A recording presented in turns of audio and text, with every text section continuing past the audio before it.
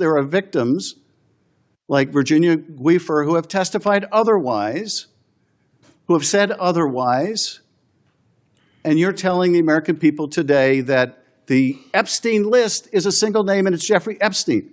That's what we're to believe? You want the American people to believe that? Do you think they're stupid? This exchange is more revealing than it looks. If you listen closely, you can hear where the conversation stops being about answers and starts becoming about control. Thank you, Mr. Chairman. Mr. Patel, during your confirmation hearing, you made several important commitments. For instance, you told Senator Coons there will be no politicization at the FBI. There'll be no retributive actions taken by any FBI should I be confirmed as FBI director. So let me ask you very specifically, did you ever take any action to terminate or discipline an FBI agent or employee in whole or in part as retribution for being part of an investigation of Donald Trump or January 6th? No. You also committed, you assured Senator Blumenthal, all FBI employees will be protected against political retribution. So you're testifying today that you played no role in the firing of even a single FBI agent for political retribution. None for political retribution. And if any FBI agent said you did, they would be lying. Is that your testimony? I'm only speaking to my actions. Everybody is allowed to make their allegations. Oh, no, these are allegations against you. And so, Mr. Patel, if FBI, senior FBI agents or employees said that you were firing them for political retribution reasons because of the cases they were assigned, you're saying they would be lying. Is that anyone that was terminated at the FBI was done so for failing to meet the standards, uphold their constitutional oath, and effectuate the mission. Well, by meet the standards, are you talking about meet the standards of protecting the president under any circumstance? No. You also guaranteed Senator Blumenthal that every FBI employee will be held to the same, absolute same standard. No one will be terminated for case assignments. Are you testifying today that you never terminated anyone at the FBI in whole or in part because of a prior case assignment? No one at the FBI is terminated for case assignments alone. Well, I'm asking about you, Mr. Patel. Did you, in whole or in part, terminate anyone at the FBI because they worked on the Trump investigation or because they worked on January 6th? No one at the FBI has been terminated for case assignments alone. Okay, you're saying alone. Does that mean they were terminated in part because they were assigned to a January 6th case or assigned to the Mar-a-Lago case? You're being very precise here, Mr. Patel. You're saying alone. That means they were fired in part because they were assigned those cases. Is that your testimony? Absolutely not. But if you want to keep putting words in my mouth, then go let ahead. me ask you, let's strip away the word alone. Did you terminate or participate in any discipline of any FBI employee in whole or in part because of their work on an investigation of Donald Trump or January 6th? Yes or no? Any terminations at the FBI by employees. No, I'm asking you a very specific question. And I'm going to answer the question, but you don't like the answer because it's the truth and it guts want your an answer to my narrative. question. I don't want an answer to someone else's question. So let me just be precise, and I ask for a yes or no answer. Did you ever terminate or discipline an FBI employee in whole or in part because they had been assigned or worked on an investigation of Donald Trump or January 6th? FBI yes or no? employees are only terminated yes if or they no, fail Mr. to Patel? uphold their oaths of yes office or no? and duty. You're not at answering the my FBI question. I don't have to answer your question yes or no because you're setting up a trap so you can have a media narrative. I'm not setting up a trap. And I'm not giving it to you. Unless it's true that you fired people. People have been terminated at the FBI who failed to uphold the standards that the FBI requires them to uphold. Did you tell anyone at the FBI that all FBI employees who they identified who had worked on cases against President Trump would be removed from their jobs? Did you tell that to someone at the FBI? Say that I would remove people for case assignments? That people that were identified as having worked on cases against President Trump would be removed from their jobs. Did you tell that to someone at the FBI? People are not removed for just case answer my assignments. question. Just answer my question. Did you tell that to someone? People are not removed for case No, assignments. you're not answering my question. And I would Mr. never Patel, tell anyone. Did you tell someone at the FBI that FBI employees identified as having worked on cases against President Trump would be removed from their jobs. Yes or no, did you tell someone that? I would never tell anyone at the FBI that they're being removed for basically their case assignments. Okay, so anyone who had said that would be lying. Is that your testimony? Anyone can say whatever they want. No, I know, but you're saying they were a liar. I'm telling you what I said. Because this is in the complaint against you, Mr. Patel. So you're saying Mr. Driscoll and others are liars? I'm not going to address the complaint and the ongoing Okay, well then let me ask you, have you ever told anyone at the FBI that the FBI tried to put the president in jail and he hasn't forgotten it, and that your job depended on the removal of agents who worked on cases against the president? No. Did you ever tell anyone that? No. Okay. Did you ever tell anyone that you knew these summary firings you were undertaking were illegal, likely illegal, and that you would be sued and later deposed? Did you ever tell anyone that? No firings at the FBI or terminations were done for anything other than justified Did you ever cause. tell anyone that, Mr. No, Patel? Why don't you no answer my question? terminations at the FBI were ever done in my tenure for anything other than failing Did you to ever tell uphold anyone their that, oath of Mr. the Patel? You willing to office answer or the their- question? The FBI. I guess I you're have not willing to answered answer the it. question. So let me move on. Let me Repeatedly. move on to the Epstein files. You said you're the most transparent FBI director in history, so I'm going to put you to the test. In 2024, you were asked by Glenn Beck about Epstein's Black Book. And you said, he asked, who has Jeffrey Epstein's Black Book? And you said, Black Book, FBI. And he said, but who?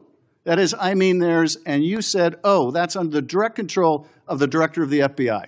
That's what you said. Was that true, Mr. Patel? I'll rely on you quoting it accurately. I did that a couple Was of it years true ago. what you represented to Mr. Beck and the president's supporters out there, or were you lying? No, Was it true that the Black Book, Epstein's Black Book, was in the possession of the FBI director? The Black Book was in the possession of the FBI. Okay, so now that you're the FBI director, you have possession of the Black Book, right? That index has been released. So you have Jeffrey Epstein's Black Book? What is known as Jeffrey Epstein's Black Book has been released by us. And you released it. And let me follow up on Senator Kennedy's question, because he asked you, and I'll be very precise here.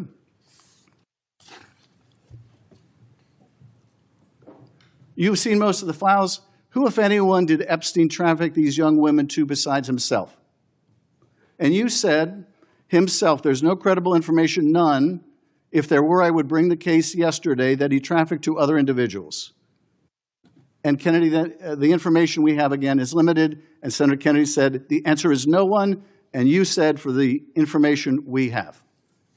So is it your testimony today that in all of the Epstein files, that Jeffrey Epstein trafficked no one to anyone but himself? Is that your testimony, Mr. I never Patel? said Jeffrey Epstein didn't traffic anyone else. Did he traffic any young woman to someone other than himself? That was Mr. Kennedy's question, And I Senator Kennedy's said question. the information that 3 administrations have had access to I'm have asking made you- determinations that there are no investigative leads that were credible to prosecute and investigate any others. I'm specifically I'm asking stating you whether we it's were your working on. testimony today. Well, that- you just read that it, and I said it I'm- 10 minutes ago, so let the record reflect my I testimony. just want to make sure there's no misunderstanding, because there are victims like Virginia Guifer who have testified otherwise, who have said otherwise, and you're telling the American people today that the Epstein list is a single name and it's Jeffrey Epstein. That's what we're to believe? That's not what I'm saying. That's what you're saying, and you let can me- say let me whatever ask you Let want. me ask you this. When Todd Blanche went to interview Ghislaine Maxwell, she said, but did I think these guys were coming for that? I really don't. If you met Epstein, there's no way that this cast of characters, of which it's extraordinary, and some are in your cabinet, who you value as your co-workers, and you know would be with him if he was a creep or because they wanted sexual favors. A man wants sexual favors, he will find that. They didn't have to come to Epstein for that. And the next question Todd Blanche, the president's former criminal defense lawyer, asked is not who in the cabinet, who are you referring to? His question is, so when's the last time you think you were with Mr. Epstein when he got a massage? So let me ask you, who are those cabinet members that Ghislaine Maxwell was referring to that that were part of this cast of characters associated with Mr. Epstein? Who are they? The Deputy Attorney General took the aggressive step that no one else did and interviewed Miss Maxwell for I'm 2 asking you, days, who and are we the released who are the the cabinet entirety members? of that Who are the transcript. cabinet members? I do not have that transcript in front of me. You're picking it piecemeal. The American And- public can read the entirety of Let me that. ask you one last question, because you clearly won't tell us the cabinet members associated with Mr. Epstein. Let me ask you one last question. And that is, right after she gives this testimony in front of an FBI agent, among others, she's transferred to a minimum security prison not suitable for a sex offender like herself. Who made that decision and why? The Bureau of Prisons. The Bureau of Decisions made it in Prisons. the Bureau of Prisons decided on their own, without any consultation with Blanche or anyone else, that they were going to suddenly, after this interview, completely unrelated to this interview, completely unrelated to anything she said, move her to a prison not suitable for a sex offender. You want the American people to believe that? Do you think they're stupid? No. I think the American people believe the truth, that I'm not in the weeds on the everyday movements of you're not in inmates. the weeds? What I am The doing is most- protecting the this most- country, the providing most historic significant reform, witness- and the most combating the significant witness, weaponization of the intelligence Epstein by the files likes of you. cover-up And we have gets countlessly proven you to from be a your liar in administration, Russiagate, in and you January call that 6th. being You are in the the biggest weeds? fraud to ever sit in the This United States stinks to Senate. high You are a heaven. disgrace to this This stinks to high institution heaven. and an utter And coward. I'm not surprised. I'm not surprised not that you continue to surprised lie that the- from the- your that perch and put on a show view so you can go of raise you money for your and for good charade. reason. You are a political buffoon at best. Well, you can take an internet troll. Take and it make- to you the can take bank an that the internet- FBI is you protecting can this make an country internet troll, and the state and the FBI citizens of the director California. will We always are bringing be nothing historic more than an reform. internet Point of order. But all you care about is a child sex predator that was prosecuted by a prior administration, and the Obama Justice Department and the Biden Justice Department did squat. And what did President Trump do? Bring new charges courageously. And what have we done? Chairman, you said take I'm the control most of this transparent situation. FBI director in history. Take control of this 33,000 pages of information to you. I challenge you to say anything credibly to the truth. Go ahead and run to the cameras where you want to go now. Both of you be quiet before I go to Senator Tillis. Now, here's what's actually happening. At the start, this looks like a simple line of questioning from Adam Schiff to Kash Patel. But listen to how the questions are structured. They are very precise, very direct, yes or no, and that matters. Because when questions are that clear, the answers should be just as clear.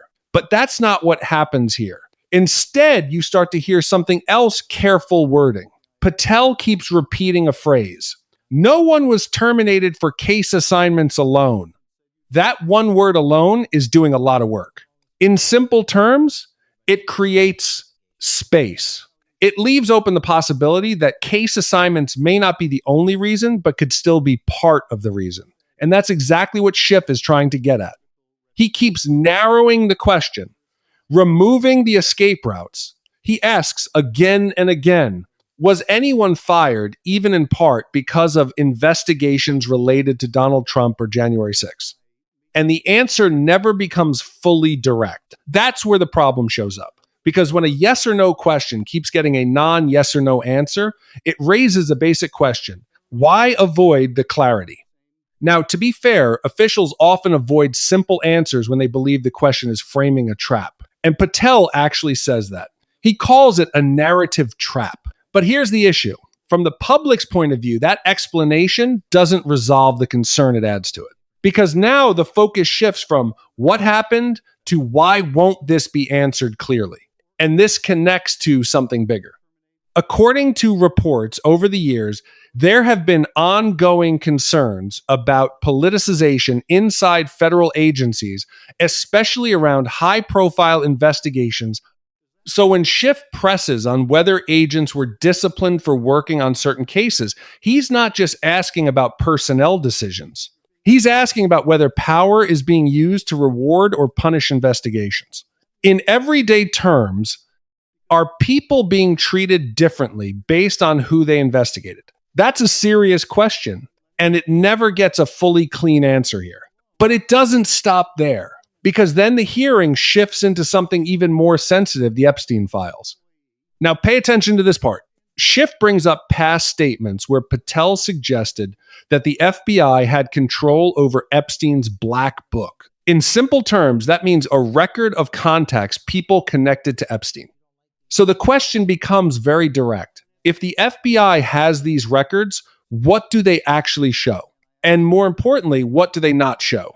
Patel's answer, again, is careful. He says materials have been released. He says multiple administrations reviewed the evidence. And he repeats a key point. No credible information has led to new prosecutions.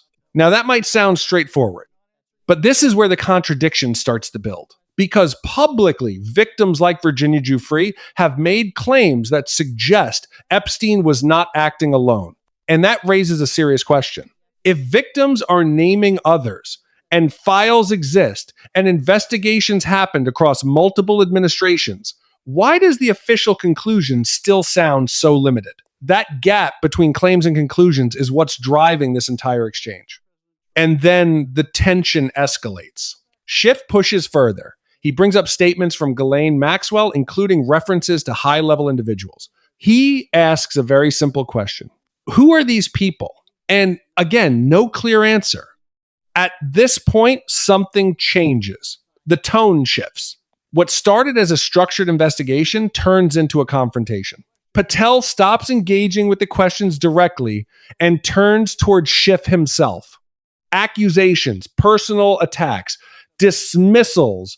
Now, this is important because when a hearing shifts from facts to personal conflict, it usually means one thing. The conversation has broken down. And when that happens, the audience is left without clarity, no clear answers, no resolution, just noise.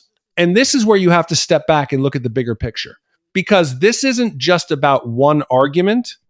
It's about a pattern, clear questions, careful answers. And when pressure builds, the conversation shifts away from the issue. So now the real question becomes, what are we supposed to take from this? Are we seeing a lack of evidence, or are we seeing a system that struggles to fully explain itself under pressure? Because those are very different things, and they matter. They matter for trust. They matter for accountability. And they matter for whether people believe institutions are actually working in the public interest. At the end of the day, this exchange leaves more questions than answers. And maybe that's the biggest takeaway. If you think this kind of breakdown matters, let me know what you think. And subscribe if you want more clear, simple investigations like this.